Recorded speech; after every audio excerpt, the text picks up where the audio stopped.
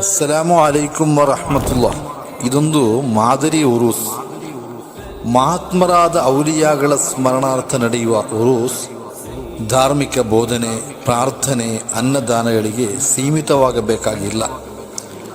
ಬಡ ಜನರ ಬದುಕಿಗೆ ಬಹುದೊಡ್ಡ ಆಶ್ರಯವನ್ನು ಒದಗಿಸುವುದಕ್ಕೂ ಉರೂಸ್ ಸಂದರ್ಭವಾಗಬಹುದು ಎಂಬುದನ್ನು ಸಾಧಿಸಿ ತೋರಿಸಿದ್ದಾರೆ ಬೈತಡ್ಕ ಮಕಾಂ ಉರೂಸ್ ಸಂಘಟಕರು. ಕಡಬ ತಾಲೂಕಿನಲ್ಲಿ ಬರುವ ಪುತ್ತೂರು ಕೂರತಿಗೆ ಹತ್ತಿರವಿರುವ ಬೈತಡ್ಕದಲ್ಲಿ ಶತಮಾನಗಳ ಇತಿಹಾಸವಿರುವ ಸಂತ ಪುರುಷರೊಬ್ಬರ ಸಮಾಧಿ ಇದೆ. ಸಮಸ್ಯೆ ಸಂಕಟಗಳಿಂದ ಬೆಂದು ಬಂದವರಿಗೆ ಅಲ್ಲಿ ಸಾಂತ್ವನ ಸಿಕ್ಕಿದ ಅನುಭವ ಹಲವರಿಗಿದೆ.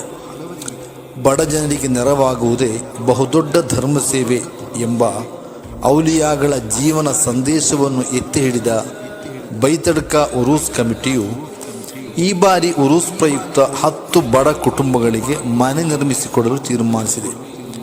ಅಧ್ಯಾತ್ಮ ಗುರು ಕುದ್ವತ್ ಸಾದಾತ್ ಸಯ್ಯದ್ ಆಟೆಕೋಯ ತಂಗಳ್ ಕುಂಬೋಳ್ ನೇತೃತ್ವದಲ್ಲಿ ಮನೆಗಳಿಗೆ ಶಂಕುಸ್ಥಾಪನೆ ನಡೆದು ನಿರ್ಮಾಣ ಕಾರ್ಯ ಭರದಿಂದ ಸಾಗುತ್ತಾ ಇದೆ. ಇದೇ ಬರುವ ಏಪ್ರಿಲ್ 17ರಿಂದ 26ರ ತನಕ ಬೈತಡ್ಕ ಉದಯಾಸ್ತಮಾನ ಉರೂಸ್ ನಡೆಯುವಾಗ 10 ಬಡ ಕುಟುಂಬ